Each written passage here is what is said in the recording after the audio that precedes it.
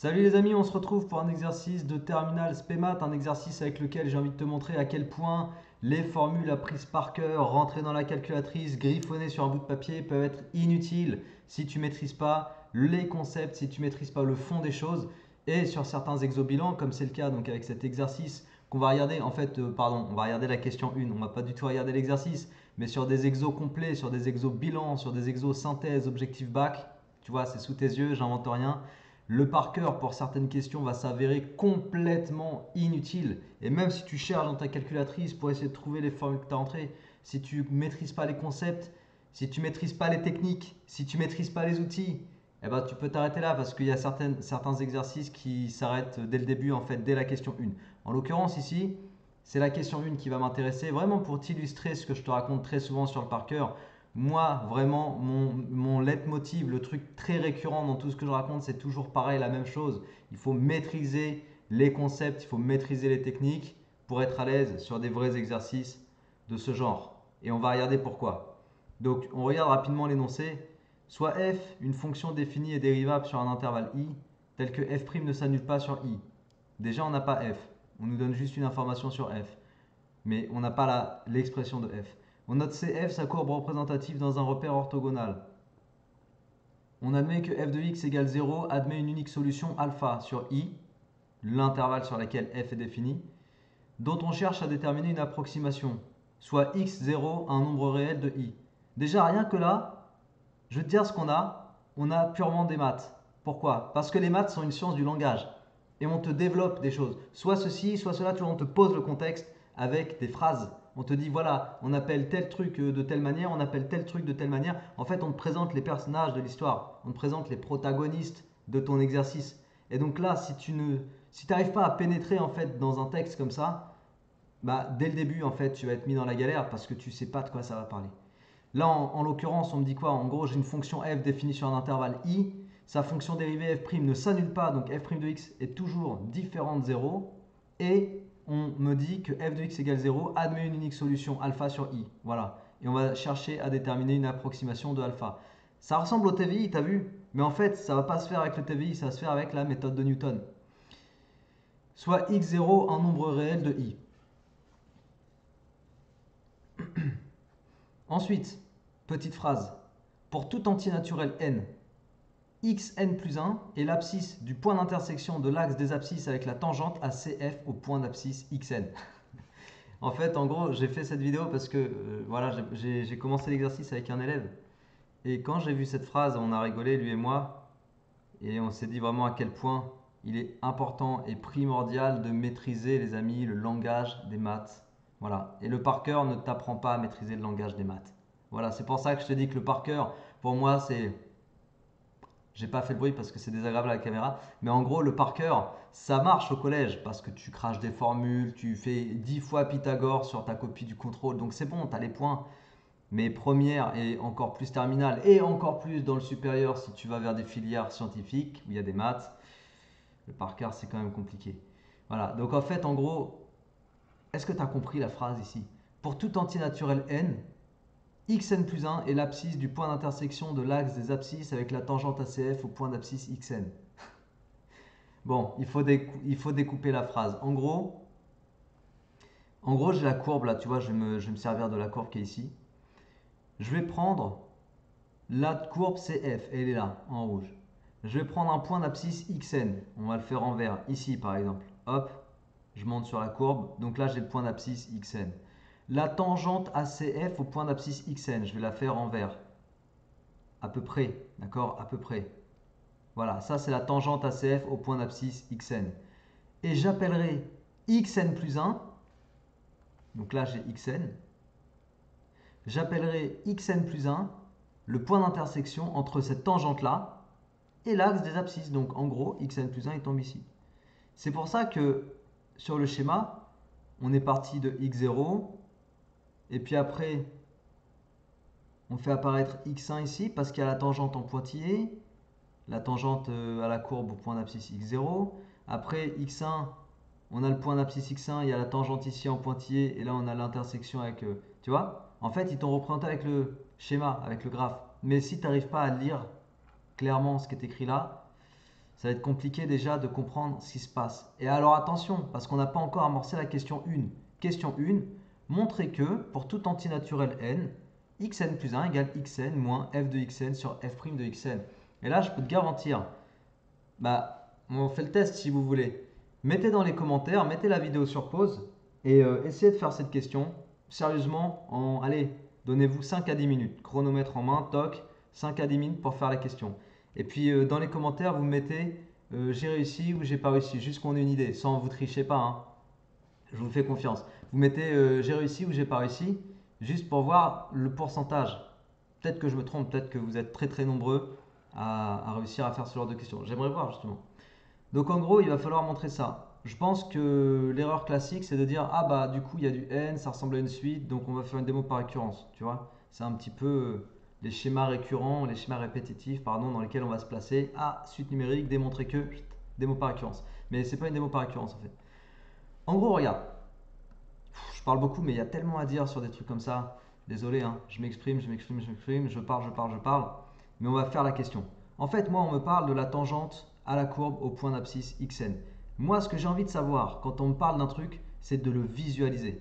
Je ne peux pas juste me contenter d'imaginer dans ma tête. Donc, je vais écrire l'équation de la tangente parce qu'on me parle d'un point d'intersection, de la tangente avec l'axe des abscisses. Et quand on me parle d'un point d'intersection dans un graphique avec des fonctions, je veux l'expression des fonctions. Là, en l'occurrence, c'est une tangente. Donc, je vais aller chercher l'expression de cette tangente. Et pour ça, j'utilise quoi? J'utilise la formule des équations de tangente vue en première, spémat. Et je vais écrire que l'équation de la tangente, je l'appelle Tn, pardon, j'ai mis Txn, je vais l'appeler Tn. Donc la tangente au point d'abscisse xn, ça, son équation, c'est f' de xn fois x moins xn plus f de xn. Ça te rappelle des souvenirs? Bon, donc là on a l'équation de la tangente. Ok, maintenant on me dit quoi? On me dit xn plus 1, c'est l'abscisse du point d'intersection de cette tangente avec l'axe des abscisses. Donc cette tangente, la question que je me pose, quand est-ce qu'elle coupe l'axe des abscisses?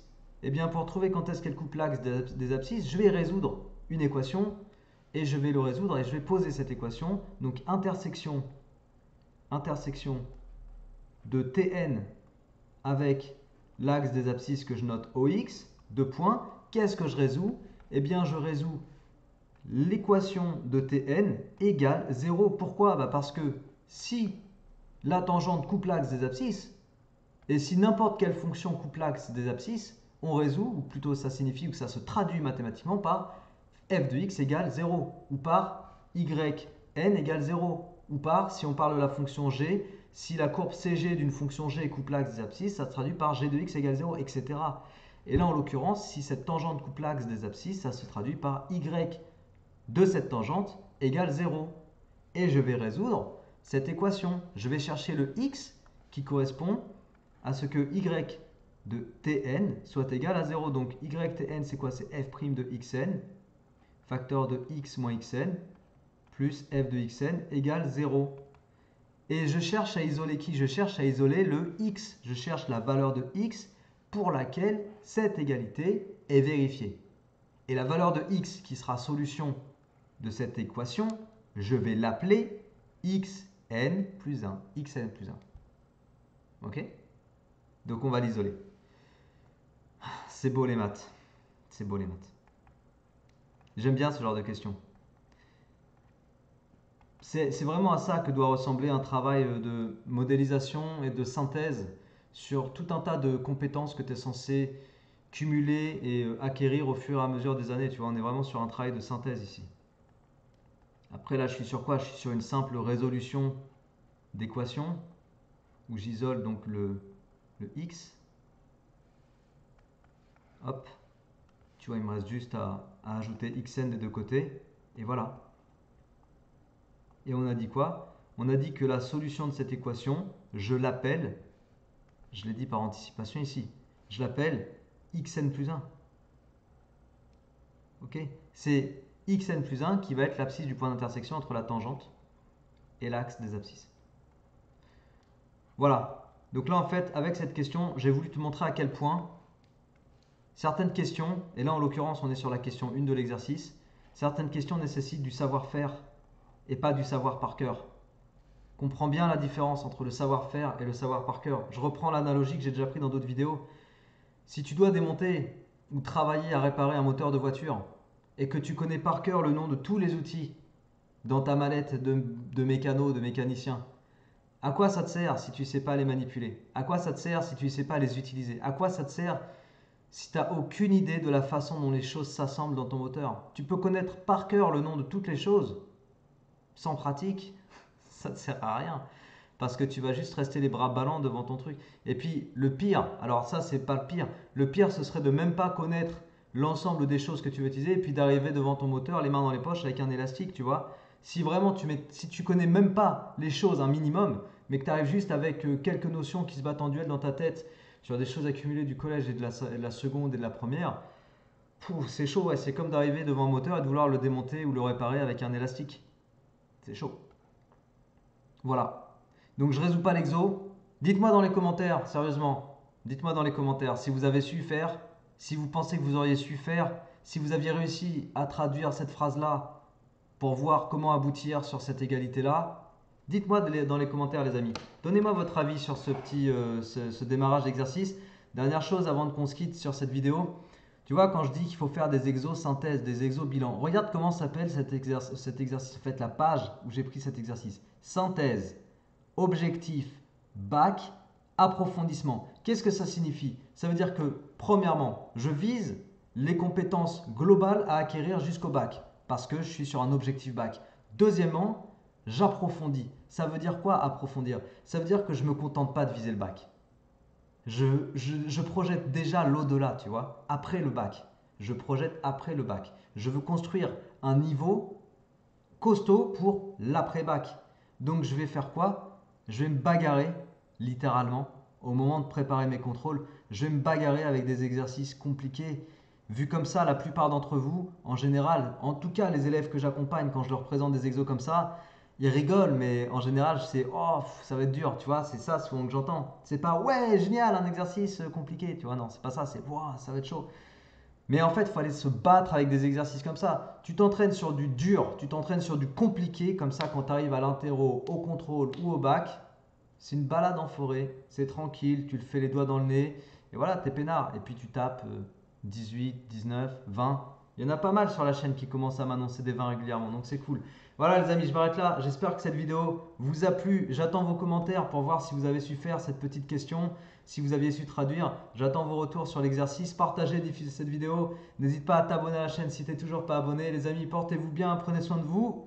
À bientôt les amis, ciao.